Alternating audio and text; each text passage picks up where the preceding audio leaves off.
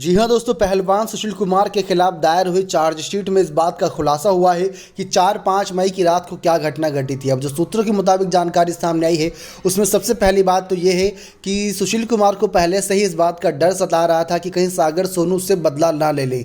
सुशील कुमार को दोस्तों छत्रसाल स्टेडियम में हर जूनियर पहलवान गुरुजी कहता था, लेकिन कुछ पहलवान उसके खिलाफ होते नजर आ रहे थे और सागर की गैंग को ज्वाइन कर रहे थे। यानी कि वहाँ पर अब दोस्तों दो गुटों में बढ़ चुका था छत्रसाल स्टेडियम। कुछ सागर को गुरुजी कहते थे, कुछ सुशील को गुरुजी कहते थे और कुछ जूनियर पहलवान ऐसे भी थे जो सुशील की हर गतिविधियों की जानकारी सागर सोनू को देते थे। ऐसा दोस्तों सुशील कुमार को डर था, जिसकी वजह से सुशील कुमार ने अपना बदला लेने की और उनको डराने धमकाने की ठानी थी कि अगर वो बदमाशगिरी करेंगे तो सुशील भी अपने आप को साबित करेगा कि उसके खिलाफ आवाज़ उठाना या उसके खिलाफ कोई कदम उठाना उनको कितना भारी पड़ सकता है। अब 4-5 मई की रात को क्या हुआ ये आपको बताते हैं दोस्तों।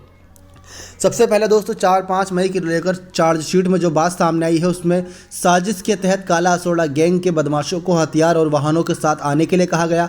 सभी शाम को इकट्ठा हुए, उसके बाद पीड़ितों को उनके घरों से अगवा किया गया। फिर छत्रसाल स्टेडियम के सभी सुरक्षा गार्डों को भगाकर गेट अंदर से बंद कर लिया ताकि ना ही कोई आ सके और ना ही कोई भाग सके।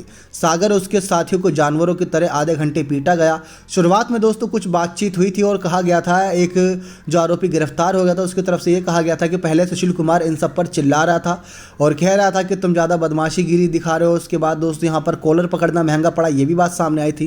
तो ऐसे में दोस्तों सागर और उसके साथियों को फिर आधे घंटे तक पीटा गया। जब वो बिल्कुल भी नहीं माने और उनकी जितने भी बदमाशीगिरी थी सब सुशील कुमार ने ठान ली थी कि आज ही रात को निकाल कर रहूँगा। इस बीच सागर का जो एक साथी था वो भागने में कामयाब रहा और उसने पीसीआर को कॉल कर दिया, यानी कि पुलिस को तुरंत ही कॉल करके सारी मामले की जानकारी दे दी कि कैसे छत्रसाल स्टेडियम में क्या कुछ घट रहा है, क्योंकि सुरक्षा कर्मियों को पहले ही भगा दिया था और कोई सुशील कुमार के खिलाफ आवाज़ उठाने से डरता था।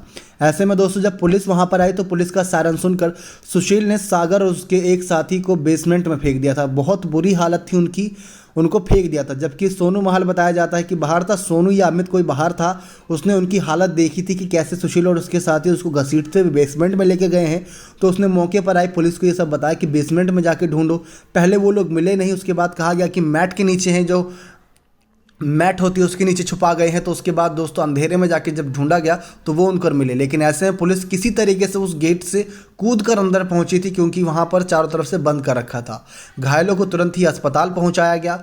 आरोपी जो मिले उनको आगे ले जाया गया पुलिस स्टेशन में, बाकी सब फरार हो गए थे। अब अस्पताल में सागर धनखड़ के इलाज के दौरान दम तोड़ दिया। सोनू महल गैंगस्टर काला जठेड़ी का भांजा बताया गया है, जिसे हाल ही में स्पेशल सेल ने काला जठेड़ी को गिरफ्तार कर लिया है। नेक्स्ट 9 स्पोर्ट्स की रिपोर्ट।